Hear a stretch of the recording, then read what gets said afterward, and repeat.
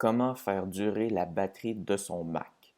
Pour vous informer à propos de mon MacBook à moi, c'est bientôt 8 ans qu'il va avoir en âge. Et dans le fond, la batterie, depuis, je crois, 1 an, m'indique qu'il y a une réparation recommandée à faire. Donc ça signifie que la batterie est beaucoup plus faible qu'avant. Et dans le fond, la batterie, j'ai réussi à la faire durer au moins 8 ans et elle devrait durer encore, je dirais, peut-être jusqu'à 10 ans de vie pour le Mac. Dépendamment vraiment de l'utilisation qu'on en fait, que la batterie va durer euh, une année différente d'une personne à l'autre. Donc, c'est vraiment différent d'un Mac à l'autre. Ça dépend vraiment de votre utilisation. Et dans le fond, dans cette vidéo, je vais vous présenter quelques petites astuces qui m'ont aidé à faire durer ma batterie au moins 8 ans. Qu'est-ce que j'en fais moi comme utilisation? Eh bien, moi, je suis travailleur autonome. Je ne fais pas beaucoup de montage vidéo, mais j'utilise beaucoup le Mac avec la connexion Internet. Donc, j'utilise beaucoup ici Safari, Google Chrome, Firefox à tous les jours. Je suis travailleur autonome, donc j'utilise mon Mac à tous les jours depuis 8 ans. Et dans le fond, ça fait en sorte que je pourrais me considérer comme une personne qui a utilisé beaucoup son Mac, mais pas excessif. Pas, je dirais, dans l'extrême. Comme par exemple, c'est quoi l'extrême? L'extrême d'une utilisation de Mac, c'est beaucoup les montages vidéo. Par exemple, si je vais sur iMovie, ça prend énormément d'énergie. Donc, quand on fait beaucoup de montage vidéo, ça prend beaucoup d'énergie. Et donc, la batterie risque de durer encore moins longtemps. Mais moi, j'ai pas fait autant de montage pour un Mac. Donc, seulement beaucoup de l'Internet avec ces trois navigateurs ici. Alors, la première chose que je pourrais vous partager comme astuce, ce serait en fait les applications qui consomment beaucoup d'énergie. Pour le savoir, il faut aller dans la petite batterie ici en haut à droite, cliquer dessus. Et ici, vous allez voir les applications qui sont ouvertes. Par exemple, si je clique sur QuickTime Player, on va pouvoir voir c'est quoi, dans le fond, qui consomme beaucoup. Donc, c'est la même chose avec toutes les autres applications que vous avez ouvertes sur votre Mac. Vous allez pouvoir le savoir ce qui consomme de l'énergie, justement, avec ces applications-là. Ça peut être utile à savoir. Aussi, il ne faut pas oublier de fermer les pages qui sont ouvertes, donc les applications qui consomment de l'énergie, c'est important de les fermer si on ne les utilise pas. Par exemple, si je me mets à utiliser Safari, Google Chrome, Firefox, les trois en même temps, c'est sûr que ça va beaucoup consommer l'énergie de la batterie. Ça va même chauffer le Mac. Vous allez entendre votre Mac, le ventilateur dans le fond, du Mac chauffer. Et dans le fond, il ne faut pas oublier que chacun des navigateurs ici a vous ouvrez peut-être plusieurs pages, comme par exemple Google, Facebook, YouTube, et plusieurs autres pages sur chacun des navigateurs.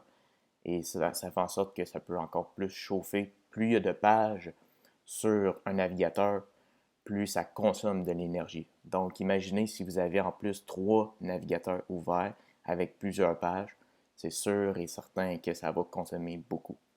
Aussi, il y a les applications de jeux, donc les jeux 3D sur l'Apple Store, juste ici, consomment énormément d'énergie à votre Mac. Donc, je dirais d'éviter les jeux si possible. Je vais vous donner un exemple. Moi, je joue beaucoup, ben en fait beaucoup, je jouais plutôt aux Sims. Donc, on va s'entendre que ce jeu-là prend énormément de place sur un Mac et prend beaucoup d'énergie. Dans le fond, c'est pas compliqué. Tout le long du jeu, mon Mac surchauffe. Tout le long. Donc, du début à la fin, il n'y a pas une pause que mon Mac puisse avoir.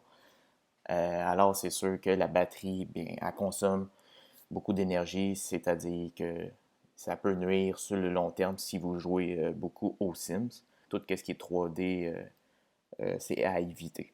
Donc, on a vu les applications de jeux 3D, on a vu aussi les navigateurs et il y a aussi les montages vidéo. Les montages vidéo, ça consomme beaucoup d'énergie. Donc, on va prendre un exemple, iMovie. iMovie, c'est un logiciel pour faire du montage vidéo.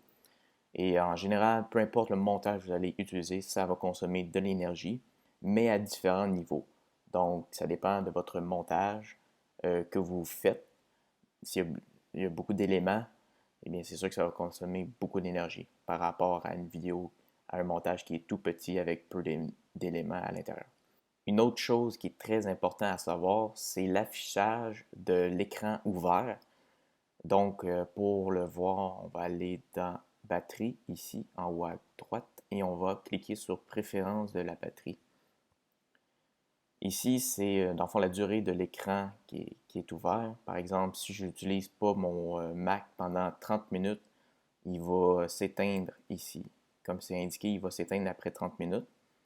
Vous pouvez l'ajuster comme vous le voulez, mais ne jamais mettre le curseur à jamais. Comme il dit, ne jamais mettre l'écran en veille, qui risque de réduire sa longévité. Donc, ne jamais mettre le curseur ici, sinon votre Mac ne va jamais s'éteindre. Alors, moi, je le laisse ici, c'est suffisant. Je mets la même chose aussi pour l'adapteur de courant, je le mets à 30 minutes. Mais c'est ça, assurez-vous toujours de ne jamais mettre le curseur à jamais. Et comme ça, vous allez prendre soin de la consommation d'énergie de la batterie. Les prochaines astuces que je vais vous partager, en fait, ça ne consomme pas beaucoup d'énergie, mais ça aide à la consommation d'énergie du Mac.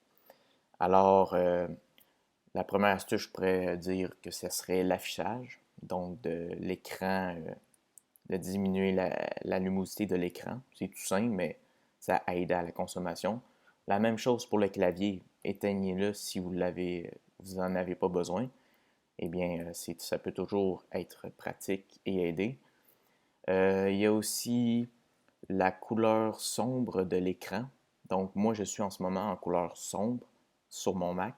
Pour pouvoir mettre la couleur sombre, il faut aller dans Paramètres, puis dans Général, et mettre la couleur sombre juste ici. Donc, ça se peut que votre Mac est en mode clair. Donc, vous voyez, ça peut consommer encore plus d'énergie en mode clair et en mode sombre. Ça consomme moins d'énergie, la couleur est moins forte. Et si par exemple je mets en mode clair, vous allez voir que tous les éléments aussi éclairent. L'Apple Store aussi. Donc le blanc, ça consomme plus d'énergie que le noir. Alors voilà pour ce qui est de la couleur sombre. Il y a aussi les notifications. Les notifications, c'est pas toujours nécessaire, mais ça consomme un peu d'énergie, mais pas beaucoup. C'est juste, ça peut aider. Ça contribue. Alors, on va aller dans Préférences système. On va aller dans Notifications ici. Et vous pouvez désactiver les notifications qui ne sont pas nécessaires. Donc, par exemple, moi, j'utilise Antidote pour corriger mon texte. Je le désactive. C'est pas nécessaire. Alors, tout simplement appuyer ici pour désactiver et faire la même chose pour les autres applications. Il y a aussi, par exemple, le Wi-Fi. Si vous n'utilisez pas le Wi-Fi, eh bien, c'est toujours pas nécessaire de l'activer parce que dans le fond, lorsque vous n'utilisez pas le Wi-Fi, peu importe la raison, eh bien, votre Mac va toujours être en train de rechercher le Wi-Fi, donc ça va consommer un petit peu d'énergie. Donc, si vous n'utilisez pas le Wi-Fi, tout simplement désactiver. La même chose pour le Bluetooth. Si vous utilisez rarement le Bluetooth, ben, vous pouvez tout simplement le désactiver. Pour vrai, dans le fond, c'est un peu comme le Wi-Fi. Il va chercher un appareil alentour, donc ça va consommer un petit peu d'énergie.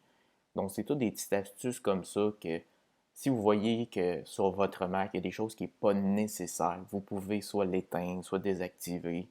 Ça peut toujours être utile et aider la consommation d'énergie.